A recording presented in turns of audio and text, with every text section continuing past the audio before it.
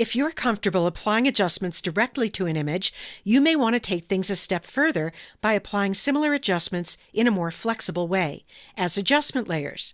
You can use this image from the practice files for this tutorial to follow along.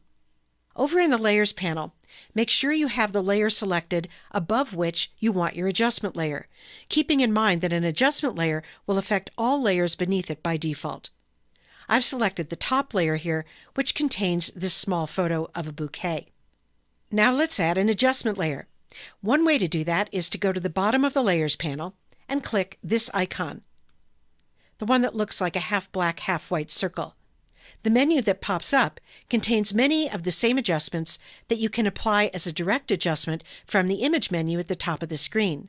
But applying them from here as adjustment layers gives you more editing flexibility and protects your original photo from direct changes.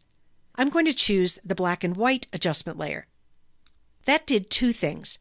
It automatically created a new layer in the Layers panel above the selected layer, and it opened the Properties panel. The layer that was created is a special kind of layer called an adjustment layer. It doesn't have any image content of its own. Instead, it applies its adjustments to content on the layers below it.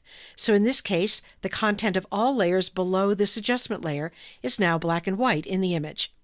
In the Properties panel that opened, you'll find the controls for the adjustment layer. The controls change depending on what kind of adjustment layer is selected at the moment. For a black and white adjustment, you can use these controls to customize the color to black and white conversion. Each of these sliders will lighten or darken areas in the black and white that were a particular color in the color version. For example, to make everything that was yellow in the color image brighter in the black and white, drag the yellows slider to the right. And to make everything that was green in the color image darker in the black and white, drag the green slider to the left. When you're happy with the way things look in the image, close the Properties panel by clicking the double-pointed arrow at the top right. The good news about an adjustment layer is that you can access those controls again anytime and make more changes. To do that, just make sure that the black and white adjustment layer is selected in the Layers panel and click the Properties panel icon again. If you don't see that icon in this collapsed panel, go up to the window menu at the top of the screen and select Properties from there.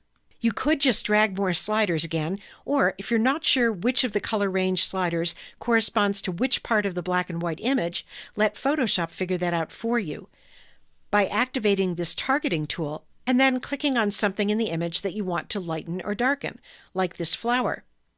Drag to the left to darken or to the right to lighten. Keep in mind that when you do that, you're changing not only the brightness of the object you clicked on, the flower, you're also changing everything that was the same color in the color version of the image. To close the Properties panel, click the double-pointed arrows. Now, an adjustment layer affects everything beneath it in the Layers panel. So you can control what's affected by changing the stacking order of the adjustment layer in the Layers panel. For example, with the adjustment layer selected, click, hold, and drag it beneath the small bouquet layer. And now the small bouquet layer isn't affected by the black and white adjustment, and the small bouquet photo remains in color. When you save an image that has adjustment layers, open the Save As dialog box.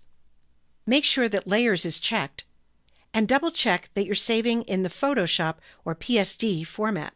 That's important because the Photoshop format retains layers, so your adjustment layers will be there for further editing the next time you open the image, and that isn't true if you save only in the JPEG format. So that's an introduction to adjustment layers. The most important points to remember for now are that using adjustment layers will protect your original images from direct changes and will help you to maximize your editing flexibility.